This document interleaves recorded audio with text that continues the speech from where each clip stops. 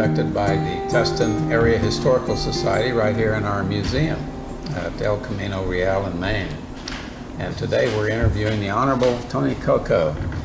And his achievements in life have been so remarkable that we put it into 3 segments. And you're now in the beginning of segment 2, which is Tony's years on the Tustin City Council and as mayor. And we have, in segment 1, got him here to Tustin, working for Hughes Aircraft and going to school at Cal State Fullerton to get a MBA degree. And now we're going to ask Tony, why did you decide to run for the city council at such a young age when you were already pretty busy? Well, I was busy, and but I'm not a shy kind of a guy, and being young was a little brash at the time anyway. But when I moved into the house that I mentioned, we had orange groves in the back of us. I had some nice neighbors that got to know pretty well. And one day there was some heavy equipment moving into the orange groves, and some of the trees were being toppled. So we were looking at each other and asking, what's going on? What's happening here? So what happened, there was a city council meeting a couple of days later. So we decided to go down and ask the city council what was going on. And they said, well, we're going to put some apartments down there. And so I had never been to a council meeting before in my life. I didn't know how cities ran or anything about it. But I went to the microphone and asked just a dumb question. Don't you have a plan so that people in the city can know what they're getting into whenever they buy in a particular area? And the answer came back, well, no, we never thought we needed a plan. So, and Tustin was pretty small at that time, and I can understand that now. But a couple of my neighbors went to the mic also, but afterwards they said, they didn't seem too willing, to go into having a plan of any kind. So one of my neighbors, who was also an accountant and pretty knowledgeable about things in the city, said, there's a city council election coming up in a few months. We need to put somebody on the city council. So I said, that sounds like a good idea. And he said, would you run? I said, why me? I got a family, and a young family, and I'm barely into my 20s. And I said, but you did go to the microphone. And I guess they felt I was articulate enough. And besides that, I didn't have anybody else. So I said, okay, I'll give it a try. And so that's pretty much what happened. To give our viewers some perspective, what year was this? That was in 1964. That was the council election in 1964. And what were the term limits? There were no term limits at that time. As it turns out, after my second year on the city council, the council who selects the mayors in general law cities asked me if I would serve as a mayor, and I said no. I said, I'm busy, I got a family, and I'm not experienced enough. I've only been on the council 2 years, so I turned it down. So 2 years later, I said, okay, now did you have enough experience? I said, okay. So that was 1968.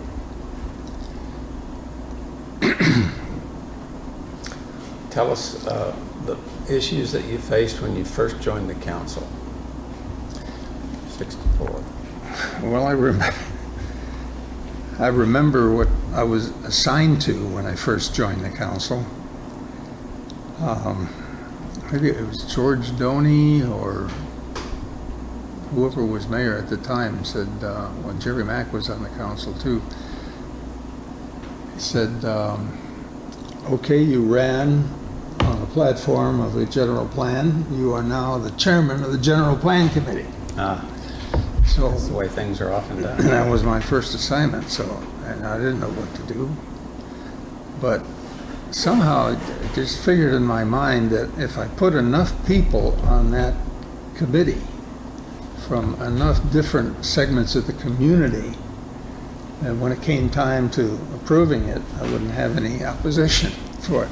So I got the police, and I got the fire, and I got the clergy, and I got the business community. I got everybody I could think of, even North Tustin.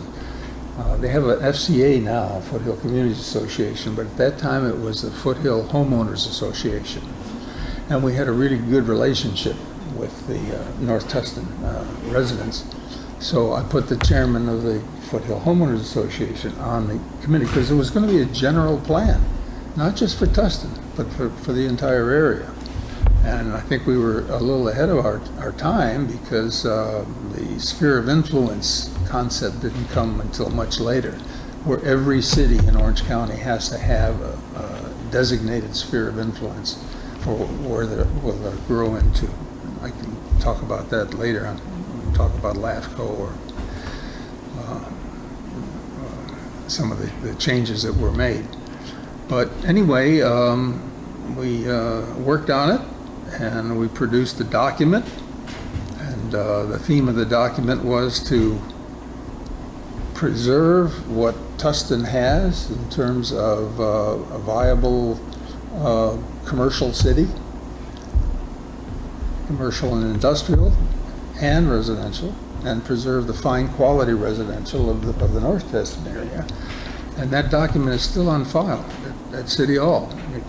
I think we have a copy here in the museum somewhere as well. But that was our first Tustin general plan, and that took a lot of my time. I'm sure it did. How many people were on this committee? At least a dozen. Yeah. The names are all in the front. And you would have been the youngest one at the table. Yeah. What were the ages of the other council? The other councilman? Oh, gee. How old was Vince 50s. Humiston? In their 50s or 60s? Yeah, 50s or 60s, yeah. George Doney. Did you feel like you were getting some respect? Art Charlton, these people. Did you feel like you were getting respect, or were you self-conscious that I'm a lot younger than these guys? I didn't have a problem with that. They may have welcomed somebody. I had a problem with Bill Moses, the editor of the Tustin News. I miss him. I wish we had a Tustin News now, but anyway, that's another story. It's a real Tustin News. Yeah, because I come from I don't want to go into that. But things changed during the years, and we got to be really good friends afterwards. Tony, I've always heard that you played a major role in the annexation of the Marine Corps Air Station. Can you describe a little bit about that piece of our very important history? Well, see, if we're going to talk about the Marine Corps Air Station annexation, we got to start with our competition. We have a fine sister city to the west called. Well, I won't give you the name of it, but its initials are Santa Ana. And Santa Ana at the time, in the 60s, actually in the 50s, really wanted to annex the North Tustin area. Santa Ana's the county seat. It's got the courthouse. It's got everything except really fine residential. There's some along Park Avenue and so on that are really beautiful houses on there, but they really wanted the North Tustin area. So the council before mine had the foresight to work with the city of Orange and run the boundaries of Tustin up to Fairhaven and the boundaries of Orange down to Fairhaven. So it essentially cut Santa Ana off from that avenue. Since they were cut off from the north, they decided maybe coming around the south is the way to do it. So they were in competition with us for the Marine Corps Air Station.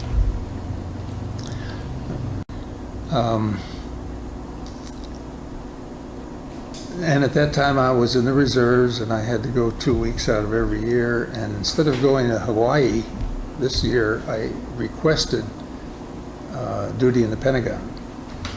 So I had my 2 weeks in the Pentagon, at which time I was able to talk with the Secretary of the Navy's organization and told them all about Tustin and how Santa Ana wanted it as well, but it just made a whole lot more sense. The 55 was there, and we were on the right side of the 55 and so on.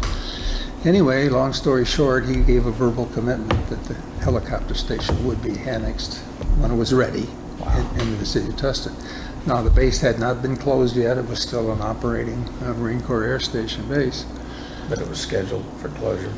I'm not sure exactly when it was scheduled for closure, but there was no discussion. real talk about it. Sounds like the discussions meant that they knew it wasn't going to stay there forever.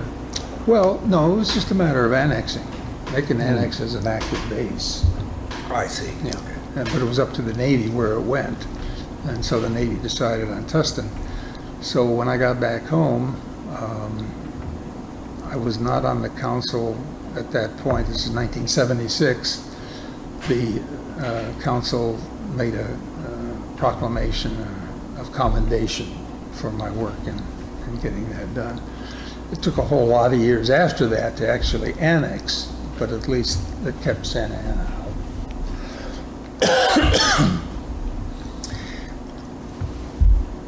Irvine wasn't a city in 1971. Wow. And the founders of the city came to my office as the mayor. They wanted to get the approval of the other cities in the area. Costa Mesa, Orange, Tustin, and Santa Ana. And so I pledged Tustin support, and Costa Mesa did the same, and Orange did the same. Santa Ana did not. Mm-hmm. Santa Ana wasn't the least bit interested in having that. That's how LAFCO came about too, because Tustin or Santa Ana wanted to annex Leisure World. Brossmoor Leisure World, you know where that is? Like 20 miles from the nearest portion of the Santa Ana. So they ran a cherry stem annexation. You get the visual on that. You know, a little tiny, about 5 feet wide and 20 miles long, and then it goes into this cherry down there. The state says that's not good. So Assemblyman Knox and Nisbet passed a resolution that established the local agency formation commissions in Orange County. The Irvine Company had something to do with that. They were very unhappy about that because it cut the Irvine Ranch in half. You know, so they didn't like that. It didn't make sense. So the state decided that Orange County was going to get this local agency formation commission comprised of 2 mayors and 2 councilmen and a public member elected by the other 4.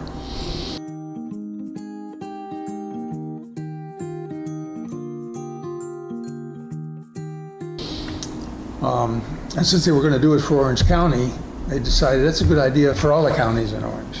But it started right here, and it started with the Santa Ana annexation. A lot of people don't know that.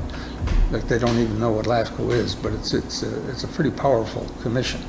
What do the letters stand for? A local agency formation commission, and it rules on all proposed annexations, incorporations, special districts. If you want to start anything or change anything, it has to go through LAFCO first And that still exists. to get the approval, yeah. And I was appointed to the first LAFCO. That's another thing I'd forgotten about. See, there was a reason that I brought that up. Annexation. Yeah, we're talking about annexations, weren't we? Yeah.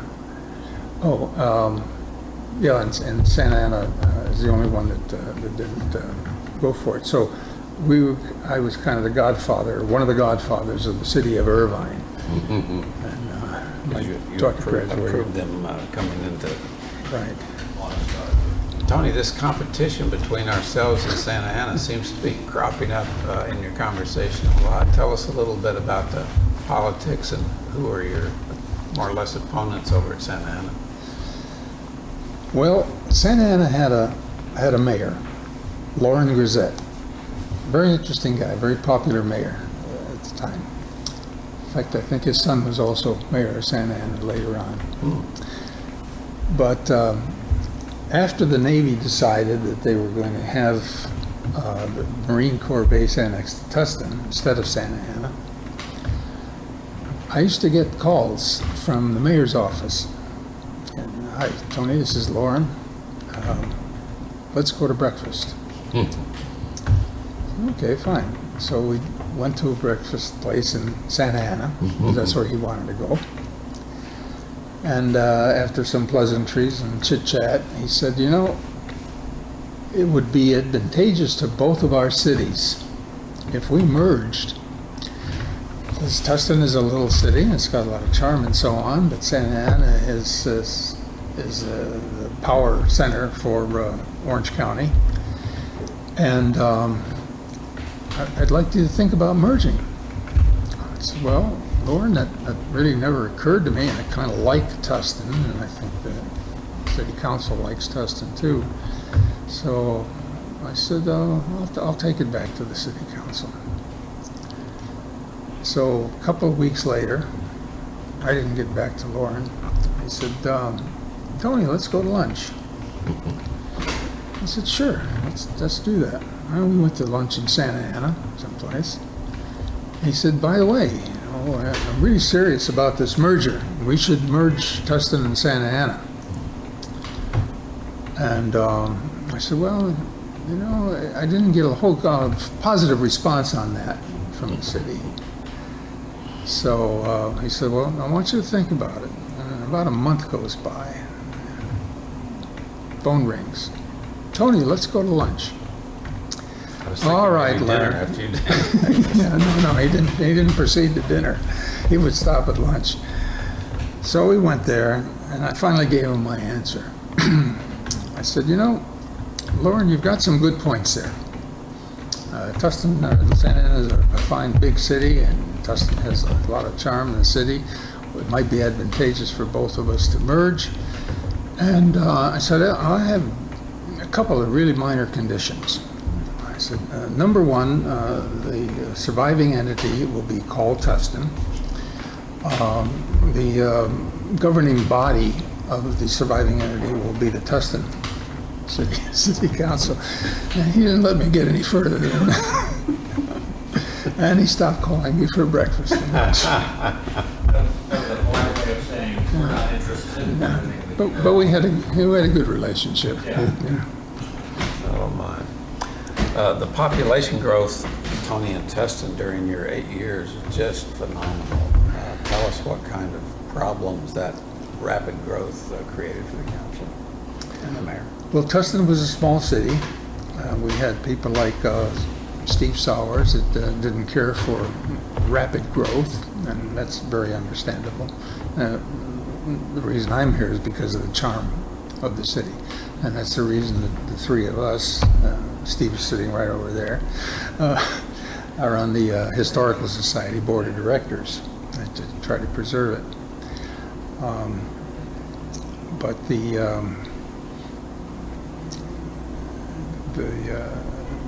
the growth decade over decade was close to 1,000%. It's big. It was big, and a lot of it has to do with Tustin Meadows coming in. There were 900 homes in Tustin Meadows, and so that brought quite a bit of the population. Tustin Meadows is the reason I'm not on the council anymore, but that's another story too.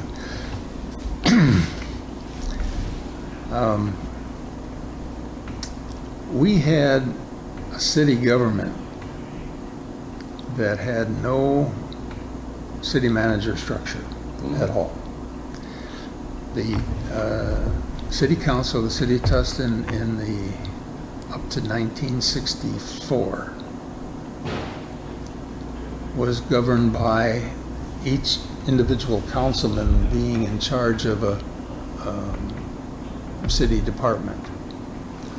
we had a councilman who was liaison to fire, another one to police, another one to engineering, another one to parks and recreation, and so on. And we had department heads, but they reported to the city council. So it was just the 5-member city council and the city clerk that was running the city. And we had a planning commission as well. But as far as the staff structure goes, one of the problems that you were asking about that was brought out because of that huge growth was that we needed to change the organization of the city.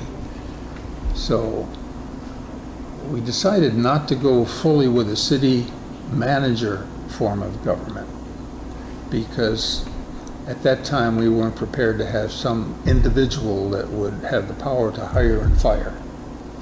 But there's a city administrator form of government where you bring somebody in who at least coordinates all these departments and whose department heads report to that individual.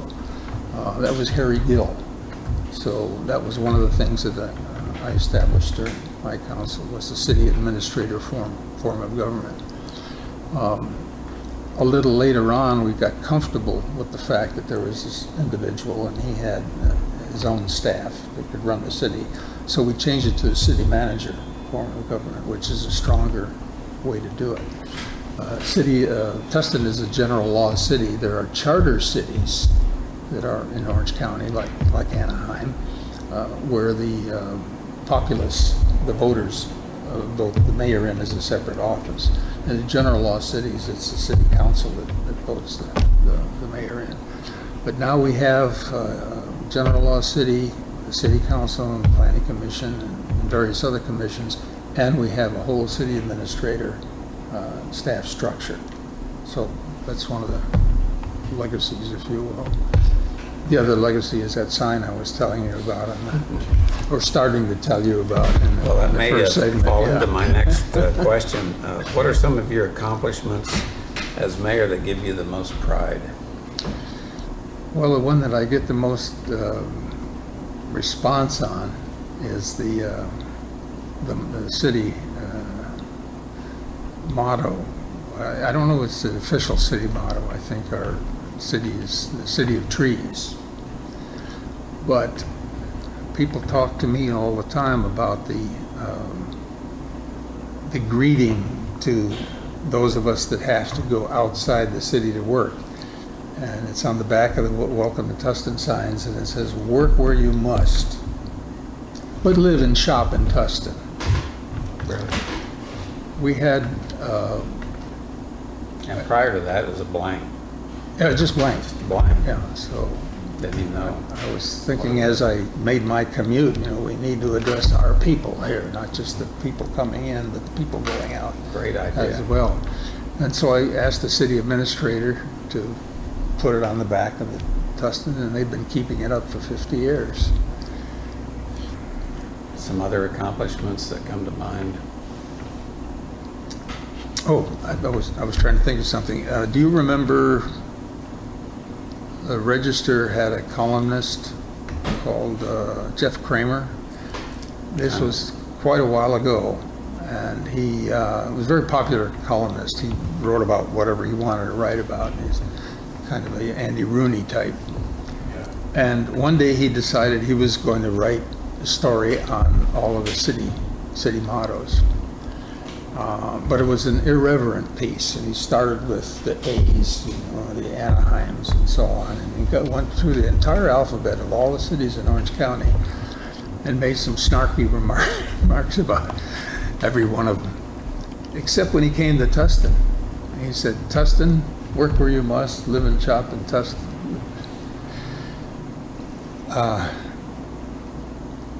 He said that best city motto in the history of the world. And so that came to the city council the next time, because it was a big deal, and the Register wasn't just the Tustin News, it was in the Register. And the city council at that time had no idea where that came from. Fortunately, Bill Houston, who was the city manager at the time, he did remember, so he told the council, and that's why I get some feedback. Otherwise, there isn't any feedback because nobody else knows about it. I think you have a picture on that as well.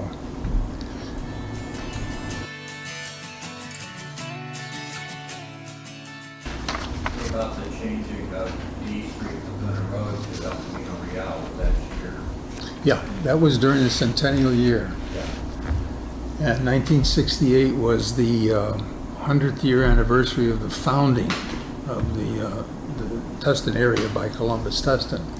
So we celebrated a full day of centennial celebration. We had a representative come up from San Diego, who was a descendant of one of the original governors of California, and congressmen were down here, and Libby and Ed Pankey, ribbon cutting, and then it was, and we had a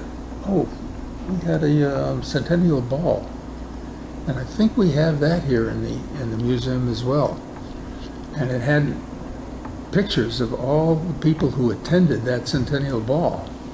And this was a 1968 relic, so it gives a picture of who the real movers and shakers were in 1968. Do you happen to know where that is? I don't know. It's somewhere, maybe in one of these bookcases. Steve and I there. both might be too new to know where some of that stuff is. Yeah, but I would really recommend that, maybe I'll look for it afterwards, that you take a look at that, just for your own use. You know, you've been around a long time, Steve. My dad may have been there, I'm not sure. I'm sure he was. He was pretty instrumental in a lot of stuff in Tustin. You would remember Lee Wagner, you would remember all these people from 1968. Yeah. Oh, Tony, when you were on the council and when you were mayor, where was City Hall then? Well, Can you remember that far back? we didn't have a city hall. Really? No, really. We had a council chambers that kept moving around. It was on 2nd Street or 3rd Street. And then there was the ballet studio that we moved into for the council chambers. Then Frank Reinke had his Cardlock Fuels, and he moved a building onto that site that used to be a little city hall for the city of Tustin. But we decided we really needed, after all that growth, we needed something that would serve as the city center. And there's a picture, I think, right on there on the fire truck that shows the city council and the planning commissioners taking a trip down First Street and picking out that corner of First Street and Centennial. And one of the conditions I had was that if we build it here, I want a stand of orange trees left, because someday it'll be the last stand in California of orange trees. They were coming down so fast. Yeah, that's the one. There's. That's Ruth Poe. That's Ruth Poe, the city clerk. Her son and I have been friends since about this big. Still see him. Is that something we could show here? Now, I may take a picture. He can edit It shows the city hall. It's a small building, but we had adjourned, at least this is the city council and the city planning commission here, and then this is the rest of the staff, fire department and so on. And so we walked down First Street to that location where it is now, Centennial and First.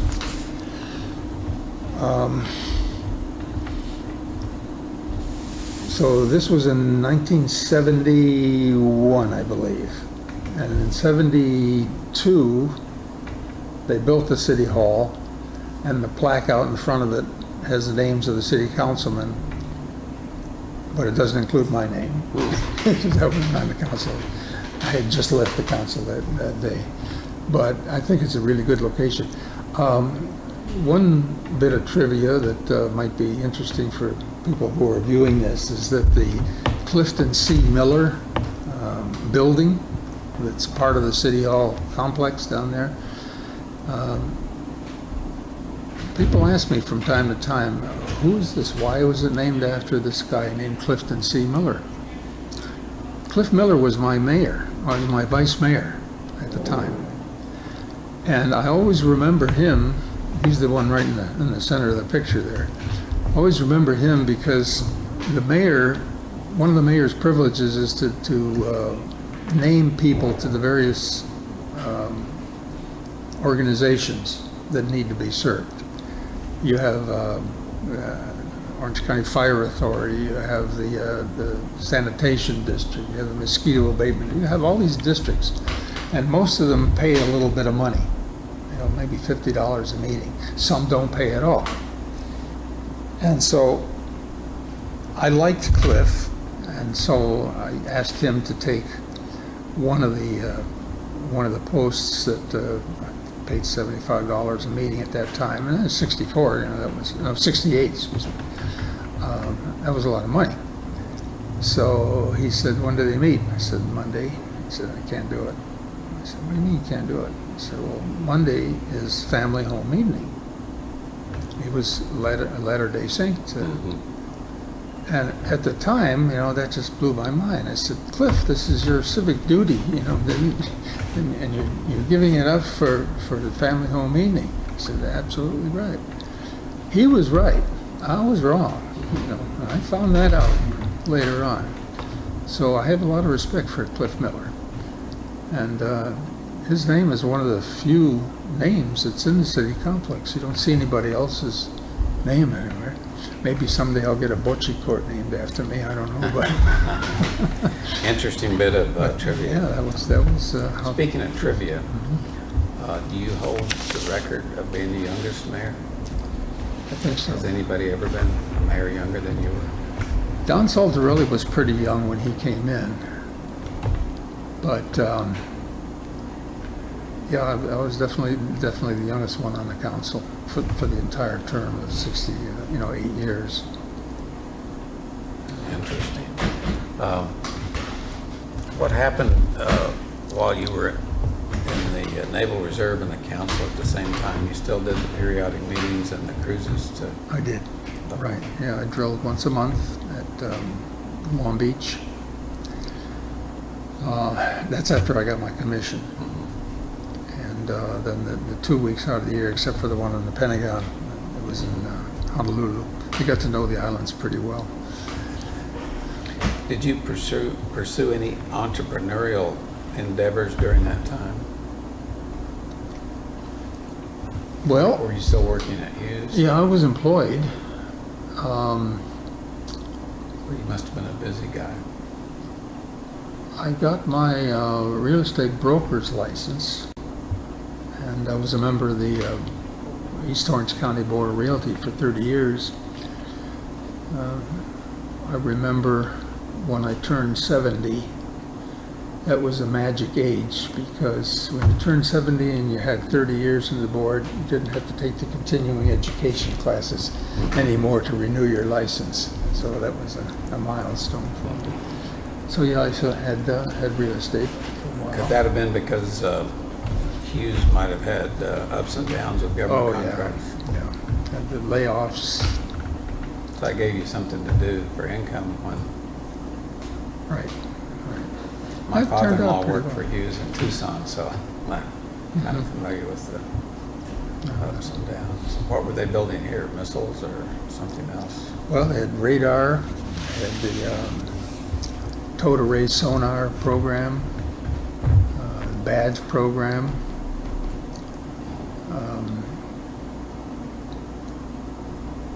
I was in program control at the time. They had a system called PERT, Program Evaluation Review Techniques. So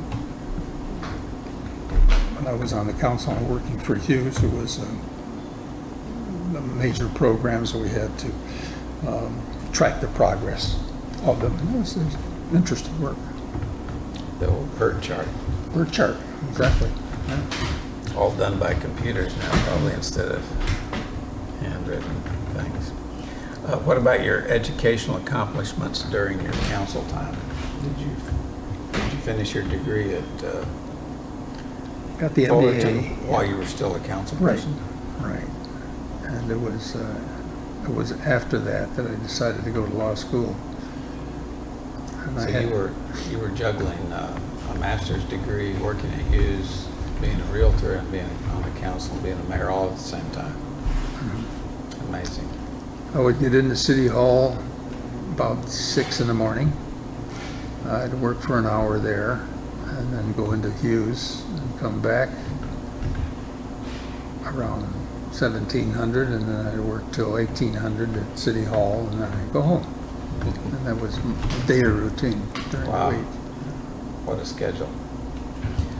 Well, to our viewers, we've now got Tony through his political years, but he has had a tremendous impact on the city of Tustin after that, volunteering for just about everything that could be volunteered for. So we're going to encourage you now to tune into the third segment of the interview with the Honorable Tony Coco, and it will be his post-political years and his volunteer years. Thanks for watching, and make sure you see the last segment. Thank you.